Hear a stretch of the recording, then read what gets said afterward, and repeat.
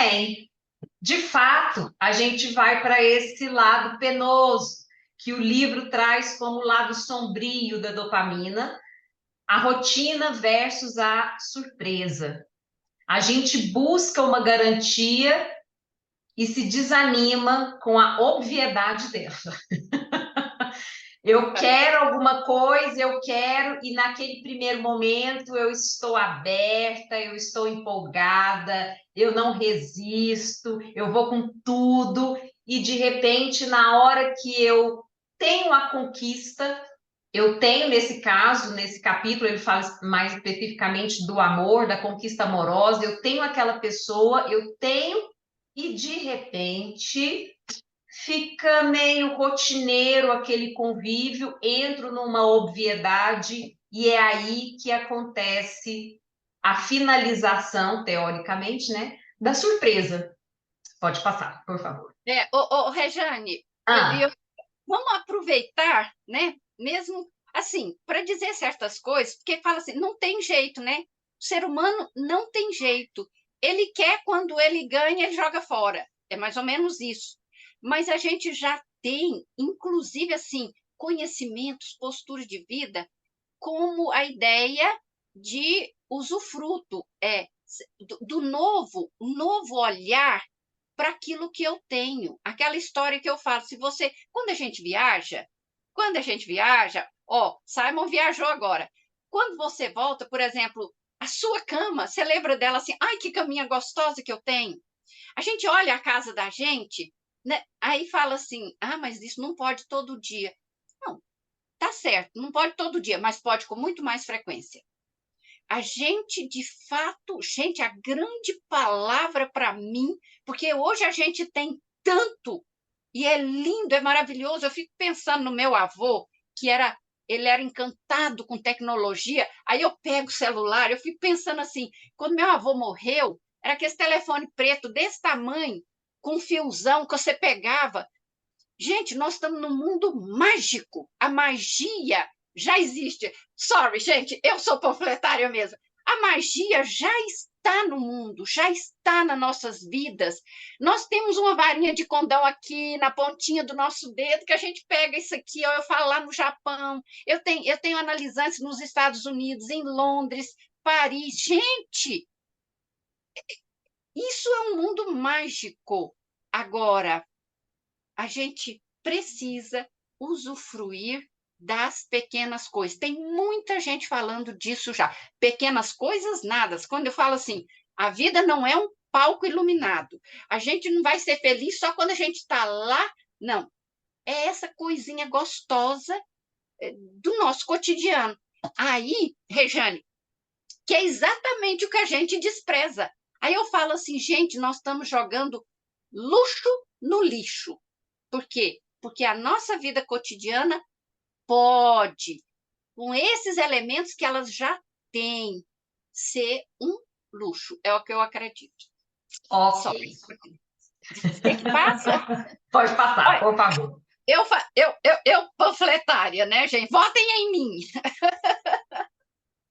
Muito bem, e aí fica a cilada. Uma experiência vivida pode criar a ilusão de que o novo, e aqui eu coloco um parênteses bem da psicanálise, né? Mesmo que não seja novo, mesmo que eu esteja querendo mais do mesmo, né? Porque é muito comum eu saio de um apaixonamento, por exemplo, de uma pessoa que tem um determinado perfil, aí não dá certo, eu vou atrás de uma outra pessoa com aquele mesmo perfil, aí de novo não dá certo, aí eu vou com o mesmo perfil, né? E mesmo que eu vá, né, eu reativo a empolgação. No livro, eles falam uma história de um casal que se encontra e tal, e no primeiro momento tem um apaixonamento mais intenso, mas depois que o namoro fica rotineiro, a mulher ela se reencontra com o ex-namorado.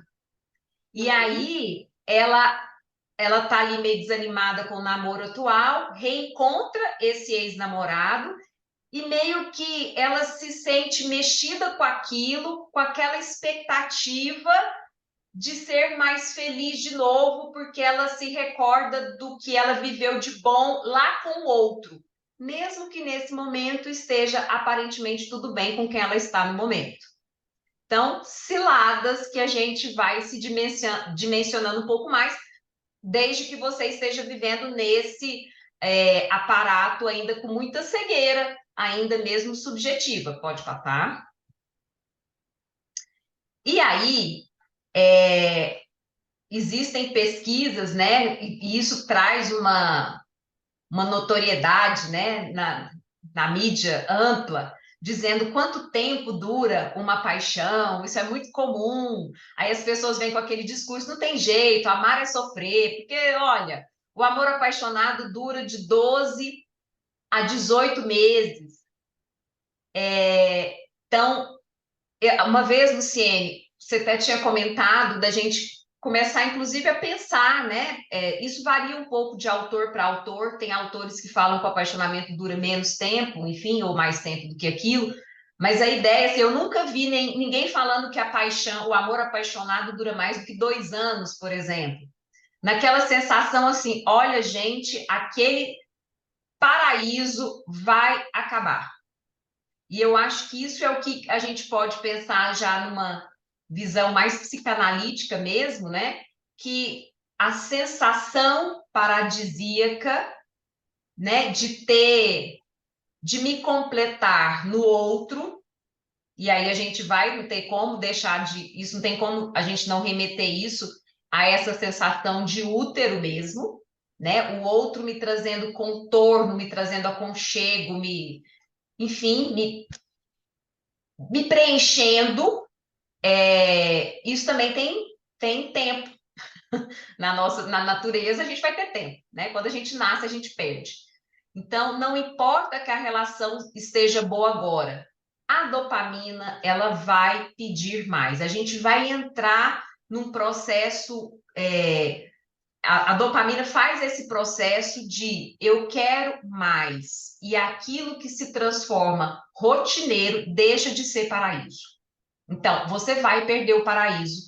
E aí, o paraíso não está nesse lugar mais que você está, não está mais com essa pessoa, não, você vai precisar de mudar. Então, Aí, isso. nossa, exatamente. Então, a dopamina não é do reino do ter. Você não dá conta de ter, ela não deixa você ter, ela te empurra para querer, né? Ok, é isso. E aí tem essa expressão, né, que eu achei interessante, o namoro dopaminérgico, que conquistar vale mais do que ter. A dopamina é a molécula, então, da antecipação. Ela não vai usufruir do aqui e agora. Ela vai pedir para um outro lugar. Pode passar, por favor.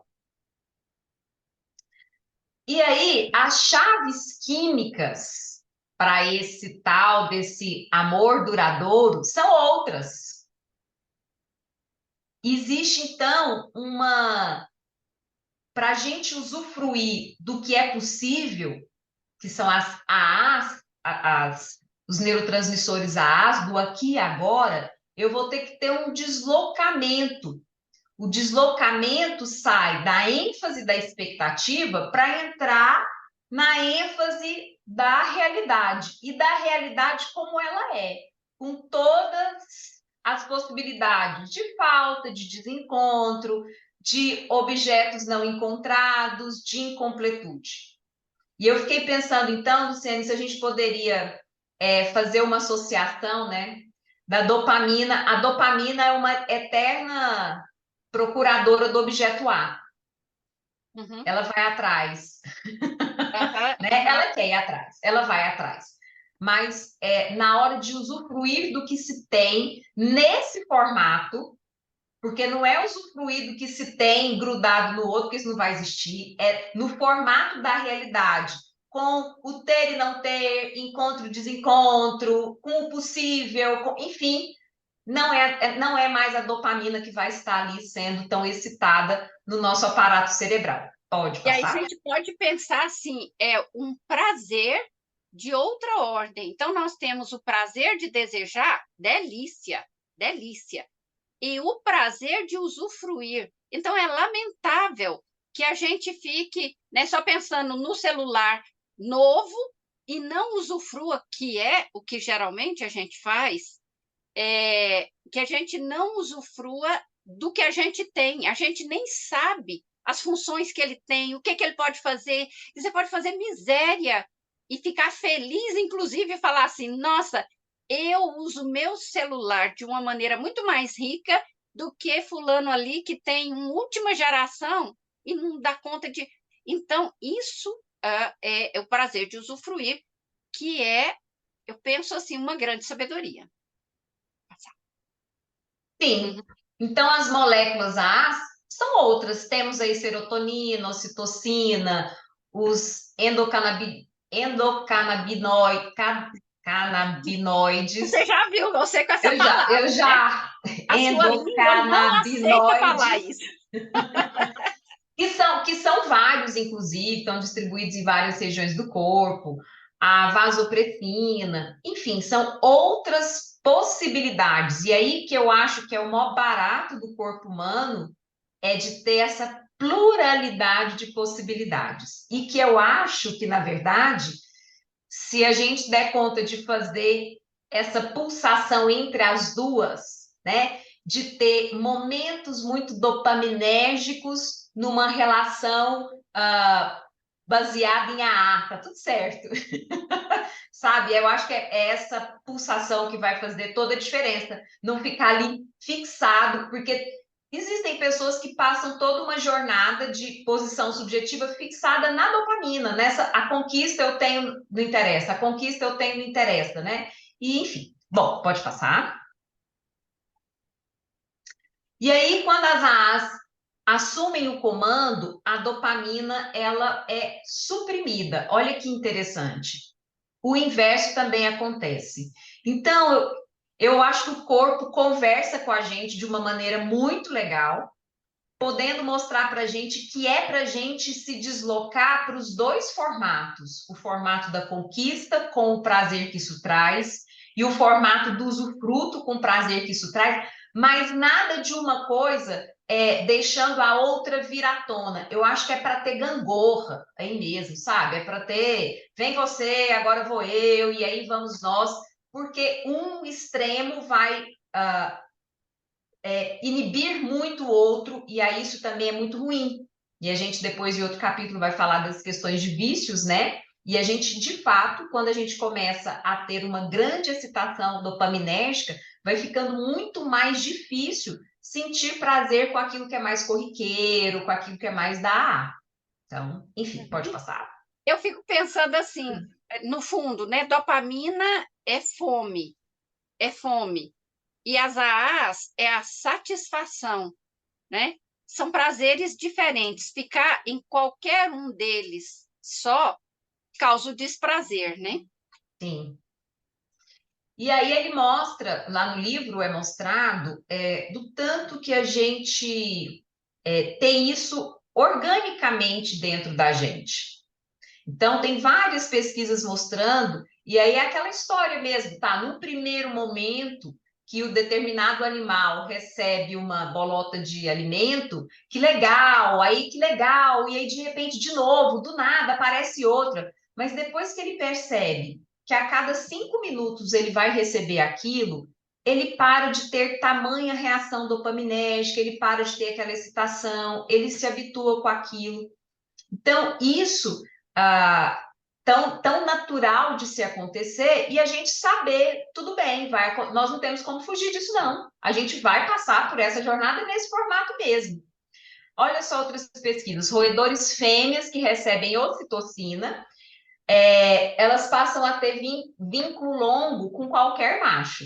Ou seja, se eu aumento ali um neurotransmissor do aqui e agora, eu deixo de ir atrás de uma busca por vários parceiros, eu vou, né, fidelizar um.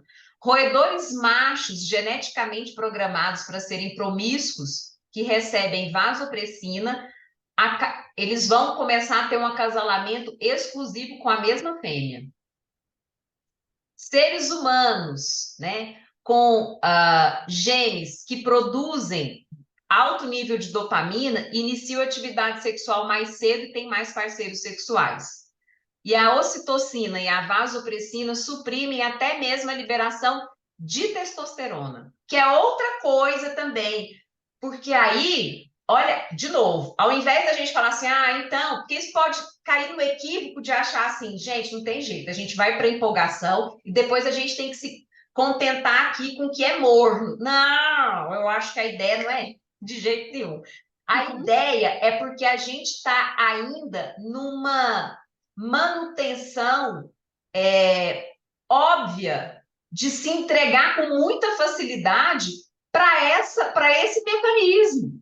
E aí que entra a outra possibilidade de deslocamento, pensando em como é que eu vou usufruir mesmo do que eu tenho, inclusive ali do parceiro, da parceira que eu tenho, e ao mesmo tempo criar possibilidades de avançar, inclusive no meu desejo sexual, no meu nível de liberação de testosterona. A ideia é essa. Ai, Pode, que pode. maravilha! Estou nessa praia aí com você. É o que eu acredito da vida. Sim, sim.